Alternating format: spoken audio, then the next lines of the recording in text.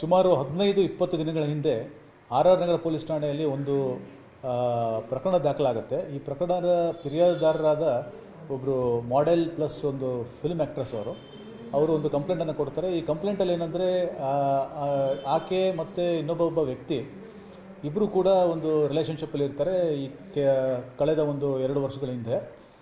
ತದನಂತರ ಆತನ ವರ್ತನೆ ಆಕೆಗೆ ಇಷ್ಟ ಆಗೋದಿಲ್ಲ. ಆಕೆಗೆ ತೊಂದರೆ ಕೊಡೋದು, ಮಾನಸಿಕವಾಗಿ ತೊಂದರೆ ಕೊಡೋದನ್ನು ಆಕೆ ತಾಳಲಾರದೆ ಆತನಿಂದ ದೂರ ಆಗ್ತಾಳೆ. ದೂರ ಆದಮೇಲೆ ದೂರ ಆಗಿ ಅವನಿಗೆ ಇಷ್ಟ ಇರೋದಿಲ್ಲ, ಅವನ ಜೊತೆಗೆ ಇರೋದಕ್ಕೆ ಅವಳಿಗೆ ಇಷ್ಟ ಇರೋದಿಲ್ಲ.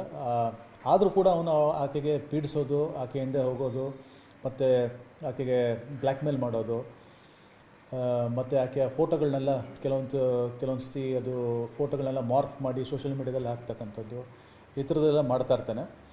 ಸೊ ಈ ನಿಟ್ಟಿನಲ್ಲಿ ಒಂದು FIR ಆಗುತ್ತೆ. FIR ಆದಮೇಲೆ ನಾವು ಮುಂದಿನ ತನಿಖೆಗಾಗಿ ಗೋವಿಂದರಾಜನಗರ ಪೊಲೀಸ್ ಠಾಣೆಗೆ ನಾವು ಕೊಡ್ತೀವಿ.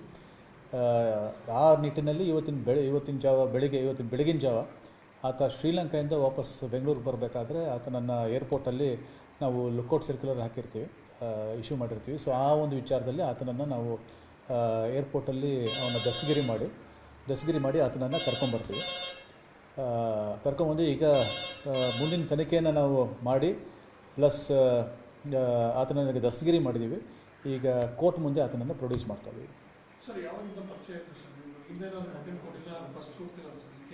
ಸುಮಾರು 2 ವರ್ಷದಿಂದ ಪರಿಚಯ.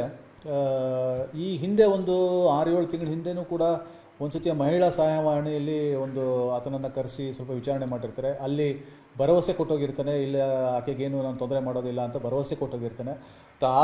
ಅದಾದ ನಂತರನೂ ಕೂಡ ಆಕೆಗೆ ತೊಂದರೆ ಕೊಡ್ತಕ್ಕಂಥದ್ದು ಕಂಟಿನ್ಯೂ ಮಾಡ್ತಾನೆ. ಸೊ ಈ ನಿಟ್ಟಿನಲ್ಲಿ ಸ್ವಲ್ಪ ಅದು ಸೀರಿಯಸ್ ಆಗುತ್ತೆ ಇಶ್ಯೂ. ಸೀರಿಯಸ್ ಆದಾಗ ನಾವು ಆಕೆ ಮತ್ತೆ ಬಂದು ಆಕೆಗೆ ಪ್ರಥಮ ವರ್ತಮಾನ ವರದಿ FIR ಬೇಕು ಅಂತ ಕೇಳಿದಾಗ ನಾವು ಮಾಡಲೇಬೇಕಾದ ಪರಿಸ್ಥಿತಿ ಬಂತು. ಮತ್ತು ಆತನಿಗೆ ಅಲ್ಲಿ ಮಹಿಳಾ ಸಹಾಯವಾಣಿಯಲ್ಲಿ ಎಷ್ಟು ಕರೆಸಿ ಆತನ ಬುದ್ಧಿವಾದ ಹೇಳಿದ್ರು ಕೂಡ ಆತ ತಿದ್ದುಕೊಳ್ಳಿಲ್ಲ. ಹಾಗಾಗಿ ಆತನ ಮೇಲೆ ಈ ಒಂದು ಕ್ರಮವನ್ನು ತೆಗೆದುಕೊಳ್ಳುವಂಥ ಒಂದು ಪರಿಸ್ಥಿತಿ ಬಂದಿದೆ.